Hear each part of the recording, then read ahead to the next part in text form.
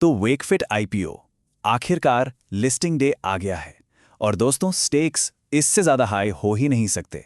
हर investor के लिए ये एक हाई प्रेशर गेम है।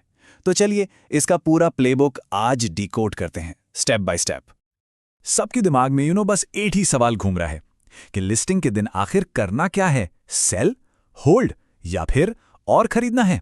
ये डिसीजन आसान नहीं है। Let's dive right into it.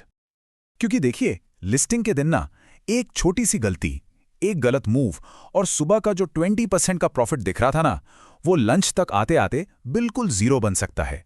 बिना सॉलिड प्लान के ये एक बहुत बहुत बड़ा रिस्क है। इसको ऐसे समझते हैं, लिस्टिंग देना एक तरह से मैदान जंग है।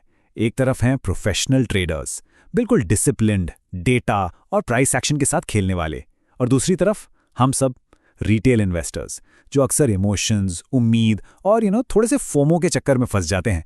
गेम ही अलग है दोनों का। तो चलिए 3 पॉसिबल सिनेरियोज डिस्कस करते हैं। सबसे पहले बेस्ट केस सिनेरियो की बात करते हैं। Scenario number 1, the strong listing. मतलब जब ओपनिंग ही 20% से ज्यादा एकदम धमाकेदार हो। अच्छा, तो ये स्ट्रॉन्ग लिस्टिंग आखिर होती क्या है? सिंपल है।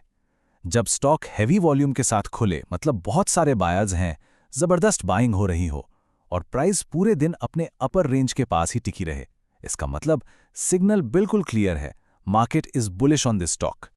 ऐसे में स्ट्रैटेजी क्या होनी चाहिए? बिल्कुल सिंपल रखते हैं।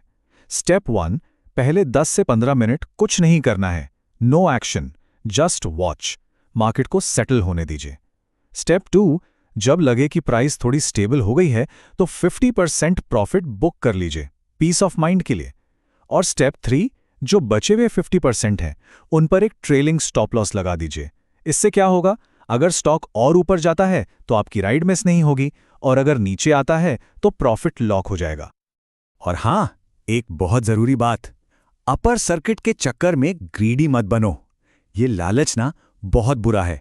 हमेशा याद रखिए, प्रॉफिट ऑन स्क्रीन और प्रॉफिट इन बैंक अकाउंट में जमीन आसमान का फर्क होता है।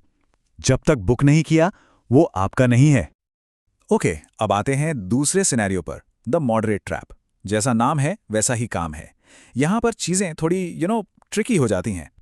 ये वो 8 से 15% गेन वाला जोन है जहां सबसे ज्यादा रिटेल इन्वेस्टर्स जाल में फंसते हैं।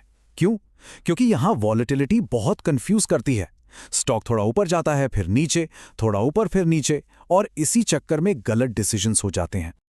तो इस ट्रैप से बचने का तरीका क्या है? प्लान है कि पहले 1 घंटे के अंदर ही कुछ पार्शियल प्रॉफिट निकाल लो। अब बाकी पोजीशंस का क्या? उन्हें होल्ड करना है, पर एक शर्त पर, ओनली इफ प्राइस वीवैप यानी वॉल्यूम वेटेड एवरेज प्राइस के ऊपर रहती है। ये एक इंपॉर्टेंट इंडिकेटर है। जैसे ही प्राइस इसके नीचे जाती है, no second thoughts, complete exit.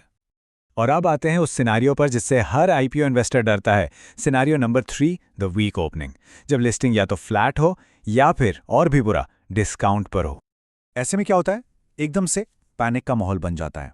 सब लोग बस बेचने के लिए भागते हैं।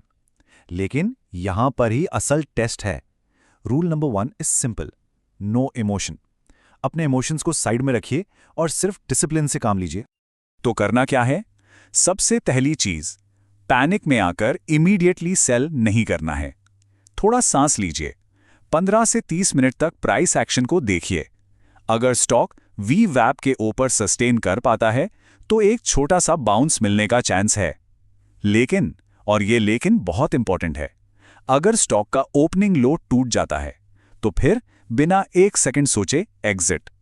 इस पॉइंट पर हमारी प्रायोरिटी प्रॉफिट कमाना नहीं, कैपिटल बचाना है। ठीक है, तो ये अलग अलग सिनेरियोज तो हमने देख लिए। अब कुछ ऐसे गोल्डन रूल्स की बात करते हैं जो यूनिवर्सल हैं।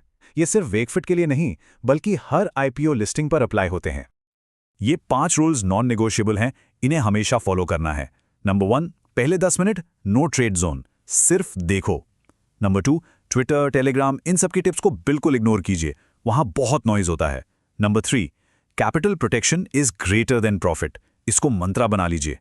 नंबर 4, क्वांटिटी हमेशा छोटी रखिए ताकि कंट्रोल में रहे। और नंबर 5, स्टॉप लॉस, ये मैंडेटरी है, इसके बिना तो ट्रेडिंग का सोचना भी नहीं है।